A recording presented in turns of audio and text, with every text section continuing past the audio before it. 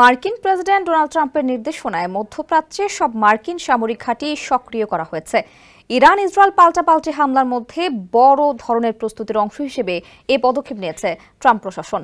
এদিকে আগেই ইরান হুমকি দিয়ে রেখেছিল তাদের প্রতি কোনো ধরনের হামলা হলে মার্কিন ঘাঁটিগুলো তাদের লক্ষ্যবস্তু হবে। ইরানের ওপর চালানো ইসরায়েলের আগ্রাসনকে মার্কিন মদদ বলেও দাবি করেছে তেহরান। ইরান ইসরায়েল সংঘাত যখন চরম পর্যায়ে পৌঁছেছে ঠিক সে সময়ই মার্কিন সেনাবাহিনীর উপর ড্রোন হামলার খবর এলো। মার্কিন সেনাদের লক্ষ্য করে হওয়া এই ড্রোন হামলা এখন পর্যন্ত কোনো হতাহতের খবর পাওয়া যায়নি। শনিবার রাতে তথ্য জানা গেছে।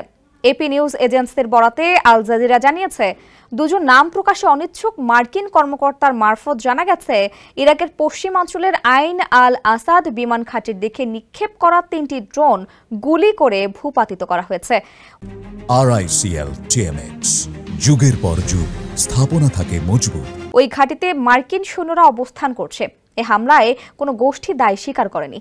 যুক্তরাষ্ট্র আশঙ্কা করছে ইরান সমর্থিত গোষ্ঠীগুলো মধ্যপ্রাচ্য জুড়ে মার্কিন বাহিনীর উপর আক্রমণ করতে পারে।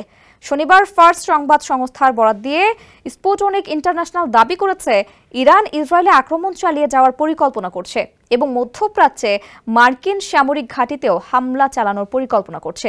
ইরানের সামরিক নেতৃত্বের পরিকল্পনার সঙ্গে পরিচিত একটি অজ্ঞাত সূত্রের বরাত দিয়ে এ তথ্য জানানো হয়।